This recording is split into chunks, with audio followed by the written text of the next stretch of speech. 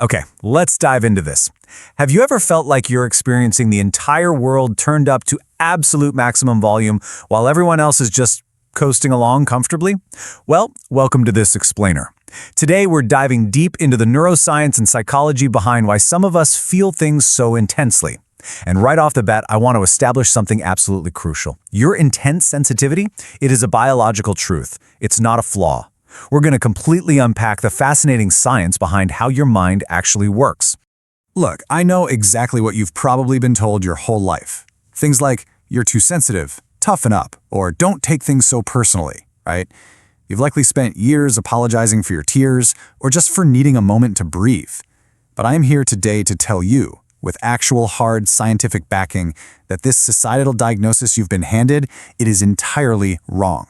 There is absolutely nothing wrong with you. You're not weak, and you are certainly not a mistake. Now, psychologists often use the term highly sensitive person, but a much more accurate paradigm shift is to view yourself as a supersensor. You essentially possess a high-performance biological radar system. This isn't just some weird defective personality quirk you need to fix. No, this is literally your biological hardware. And this brilliantly illustrates the difference. Think of the human brain like a camera recording the world around it. A standard definition brain, let's call it 720p, is highly efficient. It totally gets the job done without taking up too much memory. But your brain is recording an 8K resolution. It captures absolutely everything. It requires high memory and processes an immense, sometimes overwhelming amount of detail. And scientific research actually proves that your brain fundamentally processes information differently. About 80% of the population falls into that non-sensitive majority. Those are your 720p standard definition cameras. But you're part of that unique 20%. You are a supersensor. So let's break down Section 1, 3 biological hardware upgrades. To really get why life feels so incredibly intense for you, we need to look at the specific neuroscience behind your biology. It starts with a hardware upgrade neuroscientists call low-latent inhibition. Essentially, your brain lacks a standard filter. Most brains are designed to just filter out background noise, treating it as totally irrelevant to save energy.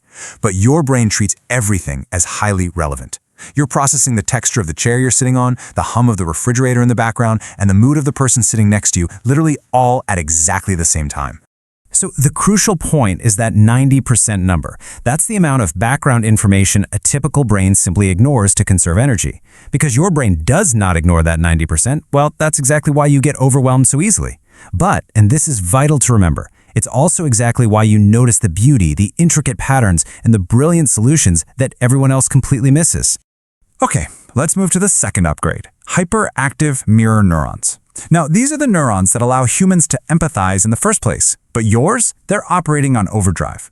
You don't just logically understand that someone else is sad, you act as a literal emotional sponge. You physically feel their sadness in your own body. You aren't making it up or imagining it.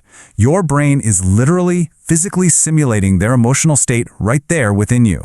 And this leads us right into the third, and honestly perhaps most misunderstood feature of your hardware, depth of processing. Psychologists refer to this as the pause-to-check strategy. In a fast-paced conversation or when you're forced to make a quick decision, you might feel like you're just slower than others. I know this causes a lot of pain, and you've probably beat yourself up for hesitating.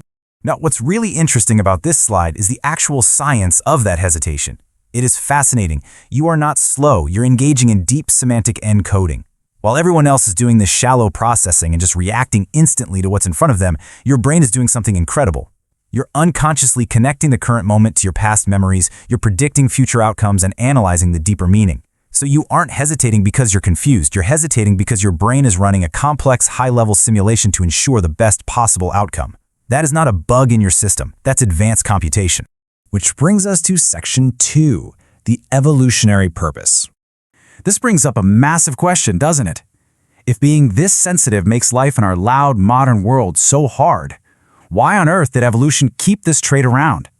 If it was truly a weakness, natural selection would have eliminated it thousands of years ago. But it kept it alive because the tribe desperately needed you. Let's compare two ancient roles. You had the warriors, that non-sensitive majority. They were bold, aggressive, essential for hunting and taking risks. But a tribe of only warriors, they'd rush into danger without a plan and die. The tribe needed the royal advisors, and that's you. You were the observant one who noticed the weather changing hours before the storm hit. You were the one who intuitively sensed the neighboring tribe was lying. Your so-called weakness was actually an essential sophisticated early warning system that literally saved lives. The problem, though, is that society today is just so loud, so fast, and so aggressive. It is entirely built for the warriors. And that is exactly why you feel so out of place. Because you carry this massive 8K radar around. You process everything so deeply that you hit your limit much faster. It's basically an issue of system overheated, your RAM is full. When you suddenly feel the need to just shut down or go hide in a dark, quiet room, you are not being dramatic. It is simply a matter of your cognitive RAM being completely maxed out. Let's head into Section 3, Orchids versus Dandelions. Science actually has this beautiful metaphor for this reality, and it completely redefines how you interact with your environment. Most people, they're like the dandelion. They're highly resilient. They can grow anywhere, right? In a crack in a concrete sidewalk or a beautiful garden. They are generally just fine regardless of where they are. But you are the orchid.